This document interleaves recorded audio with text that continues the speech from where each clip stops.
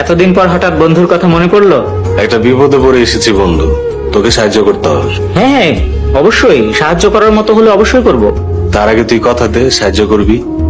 আরে না জেনে না শুনে কিভাবে কথা দেই বলতো বন্ধু? তুই আগে বল, শুনে দেখি।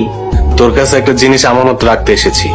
তুই আমার বন্ধু, তুই নিশ্চিন্তে আমার কাছে তোর আমানত রেখে যেতে পারিস। ইনশাল্লাহ আমি তোর আমানতের খেয়ানত করব না। বন্ধু, ওর নাম নাবিলা। আসসালামু আলাইকুম। ওয়ালাইকুম আসসালাম। বন্ধু, নাবিলা আমার গ্রামের মামাতো বোন, খুব ভালো একটা মেয়ে। আজকে আমার সাথে ঢাকাতে এসেছে। কিন্তু এসব কথা তুই আমাকে কেন বলছিস? আমি তোর কাছে নাবিলাকে রাখতে এসেছি। মানে? আসলে নাবিলাকে কাজের সুবাদে কয়েকদিন ঢাকাতেই থাকতে হবে। আমার পরিচিত আর বিশ্বস্ত কোনো বন্ধু নাই। তুই নাবিলাকে তোর কাছে আমার আমানত হিসাবে কয়েকটা দিন রাখ। না না, এটা কিভাবে সম্ভব? একটা প্রাপ্তবয়স্ক মেয়েকে আমি আমার বাসায় এভাবে কিভাবে রাখি? বন্ধুত্বের দাবি নিয়ে তোর কাছে এসেছি, তুই আমাকে নিরাশ করিস না বন্ধু।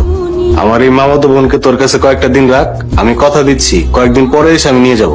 কিন্তু কোনো কিন্তু না, তুই কিন্তু একটু আগেই বলেছিলি আমার আমানত তুই যত্ন সহকারে রাখবি, আমানতের খেয়ানত করবি না।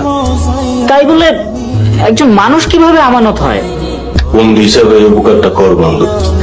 নাবিলাকে তোর কাছে আমার আমানত হিসাবে রাখ, আমি নিরুপায় বন্ধু।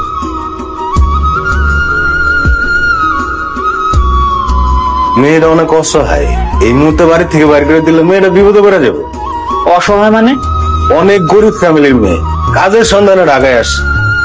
চাকরি হয়ে গেলেই তোর বাসা থেকে চলে যাবে। আচ্ছা, পরে আবার ঝামেলা হবে না তো? ঝামেলা হবে কেন? আমি তো আছি, ওই মেয়ের গ্যারান্টি আমি দিচ্ছি। আচ্ছা ঠিক আছে, তবে মাত্র 2 সপ্তাহ কিন্তু। হ্যাঁ, 2 সপ্তাহ পরে এসে তুই তোর আমানত নিয়ে যাবি। আরে বন্ধু, 2 সপ্তাহ লাগবে না, সবকিছু ঠিকঠাক থাকলে সামনের সপ্তাহে এসে নিয়ে যাবে। আচ্ছা দেখ বন্ধু, আমাকে আবার বিপদে ফেলিস না কিন্তু। বন্ধু তুই নিশ্চিন্তে থাক।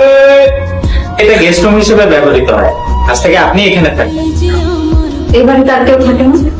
আর কে থাকবে? আমি তো একা মানুষ, একাই থাকি। আপনার বাবা মা? বাবা মা 3 বছর আগে রোড অ্যাক্সিডেন্টে মারা গেছে। সরি। আর আপনার স্ত্রী? যেহেতু বিয়ে করিনি সেহেতু স্ত্রী থাকার নিশ্চয় কথা না। ফরিদ আমাকে কোথায় রেখে গেল? এই বাড়িতে আপনি আর আমি একাই থাকবো?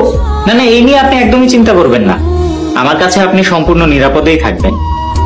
তাই বলে একটা বাসায় শুধু আপনি আর আমি? বুয়া অবশ্য একজন আছে, সে সকালে আসে, তারপরে রান্না বান্না ঘরে কাজকর্ম করে বিকেলে আবার চলে যায়।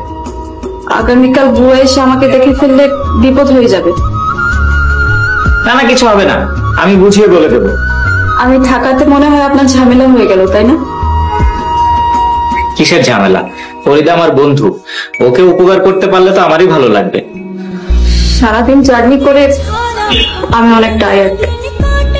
আপনি যদি কিছু মনে না করেন তাহলে। না, আমি বুঝতে পেরেছি। আপনি তাহলে ফ্রেশ হন, ফ্রেশ হয়ে রেস্ট করুন, আর কিছু লাগলে আমাকে জানাতে একদমই দ্বিধাবোধ করবেন না। আমি আছি। হ্যাঁ, আচ্ছা আপনি কি এখনই ডিনার করবেন নাকি এশার নামাজ পড়ে খাবেন? আমার নামাজ পড়ার অভ্যেস নেই। সে কি, আপনি নামাজ পড়েন না? একেবারে পড়ি না তা না, মাঝে মধ্যে পড়ি। আজ অনেক টায়ার্ড, তাই পড়তে ইচ্ছে করছে না। দেখুন, নামাজ হচ্ছে আল্লাহ তাআলার আদেশ এবং এটি ফরজ। কোনো অবস্থাতে এটি বাদ দেওয়ার বা ত্যাগ করার অবকাশ নেই।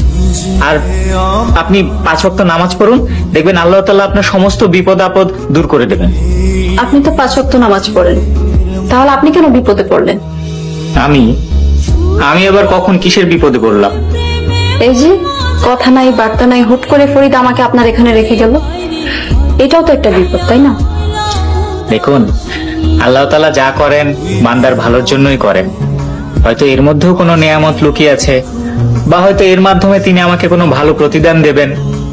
আর তাছাড়া আপনি আমার কাছে ফরিদের রেখে যাওয়া আমানত, আপনি কোনোভাবেই আমার বিপদ নন।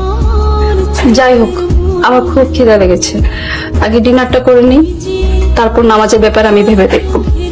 আচ্ছা, তাহলে আমাকে একটু সময় দিন, আমি খাবারটা গরম করে নিয়ে আসছি।